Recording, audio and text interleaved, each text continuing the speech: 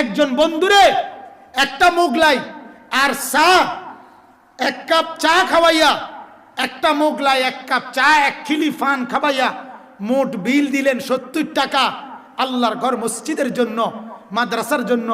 কোন অসহায় চাওয়ার পরে তারে বলে দিলেন মাফ করো, 5টা টাকা জুটলো না। কারণটা কি?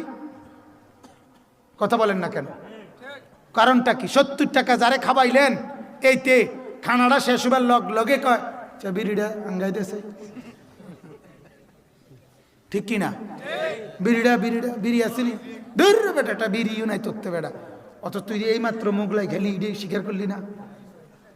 মানে এই যে বিড়িটা নাইকা, এই কারণে মোগলাইও মারি অকৃতজ্ঞ। নজরুল ভাই সুন্দর সহযোগিতা করছে, বলেন আলহামদুলিল্লাহ। অকৃতজ্ঞ তুই, তাইলে আপনি ভাবেন তো কারে খাওয়াইলেন?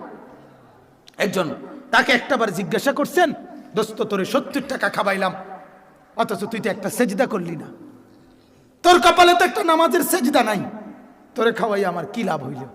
আর ওই অসহায় যে হাত পাচ্ছিল তারে যদি আমি 2টা টাকা দিতাম, আল্লাহর কসম কোন অভাবীর হাতে 5টা টাকা দেওয়া, এটা যেন সরাসরি আল্লাহ পাকের কুদরতি হাতে দেওয়া।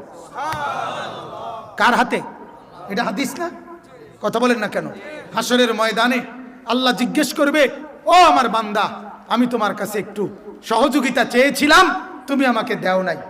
ফালাম তুসাইদিনি, তুমি আমাকে সাহায্য করো নাই। তখন ওই নাফরমান বলবে, আল্লাহ আপনি হলেন রব্বুল আলামিন, কায়নাতের মালিক, আপনারে আমি সহযোগিতা করব কেমনে? আপনারে আমি দেবো কই থেকে? আল্লাহ তখন বলবেন, আমার এক অভাবী বান্দা তোমার কাছে হাত পাতছিল, সেদিন যদি তুমি তাকে দিতা, সেটা আমি আল্লাহর হাতে দেওয়া হতো। কার হাতে? মজার কথা শুনেন মোজাম্মেল ভাই, হযরত মাওলানা আবু তাহের মিসবাহ, বাংলাদেশের একজন শ্রেষ্ঠ বুজুর্গ আলেম, অনেক বড় মাপের সাহিত্যিক আলেম। ওনার একটা কিতাব আছে বাইতুল্লাহর মুসাফির, হজের সফরনামা, হজের। তো ওইখানে একটা আশ্চর্য কথা আছে। উনি প্রথম বছর যখন হজে যায়, শোনেন মজার কথা, এক ছোট বাচ্চা ছেলে উনারে 2টা চকলেট দিছিল, চকলেট ওনার হাতে। উনি যখন যেদিন বাইরে যাইতেছে আর কি, আজকে যাবে ফ্লাইটে, তো বাচ্চাটা ওনার এক আত্মীয় হবে, তো বাচ্চাটা চকলেট 2টা দিয়া ওনার হাতে বলছিল আল্লাহকে দিবেন। আপনি তো আল্লাহর ঘরে যাচ্ছেন, কারে দিয়েন? আল্লাহকে।